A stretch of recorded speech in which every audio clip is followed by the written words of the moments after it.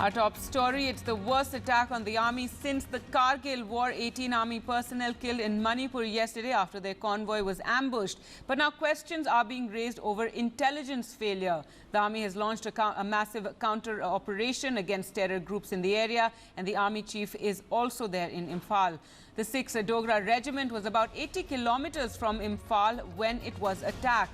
Sources say 50 militants carried out the attack and used US-made rocket launchers on the army commandos who were traveling in 2 trucks.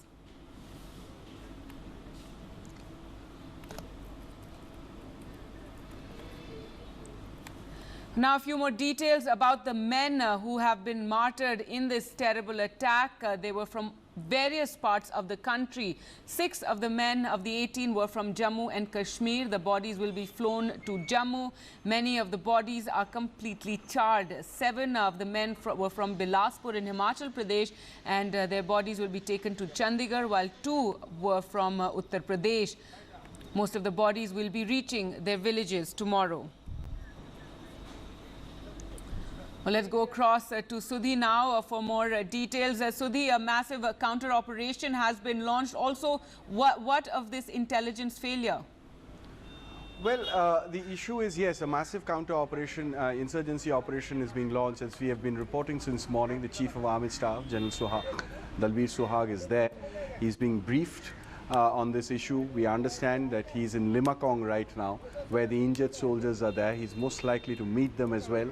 There will be a final send-off ceremony for the soldiers as well before they start their final journey towards their villages.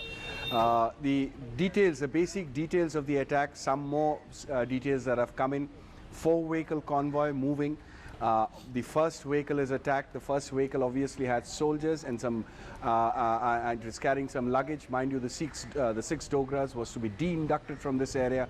They were supposed to go back to a peace posting, most likely Chandigarh, for their peace posting. The entire attack, lasting for about 20-25 minutes. The number of people who would have taken part in the attack is between 20 and 50. That is the assessment that are coming from the security agencies, and they've used heavy weapons like rocket propelled grenades, rocket launchers, and of course automatic weapons. Now, in the other two vehicles in the convoy, there were commandos, army commandos, QRTs. Most likely they could not respond immediately because the vehicles had all been boarded up, so it took time for them to come out and respond. That is one of the facts that we have been able to pick up. Also, the basic question now being raised in the army headquarters, in the security establishment, is how is it that people did not pick up that these men were moving around? Because on the ground, the army has its own intelligence units. Besides, there are other intelligence units that are intelligence agencies, security agencies that function, and we are told that they were clear understanding that during this time, because there are elections, Hill Council, autonomous Hill Council elections going on there, the troops would have been diverted to maintain peace and to conduct the elections. The possibility of an attack had been flagged up not once, but several times over. Gargi. Right, so and more details have become available about the men who were killed. They were from various parts of the country. Those bodies will be flown back. And we've seen some of those visuals. Sudhi, we can't show our viewers, of course, because they're very graphic in nature. But many of those bodies completely burned. Yes, I mean, what we have been told is most of the soldiers, in the attack, they're charred completely beyond recognition. We are not yet clear as to the kind of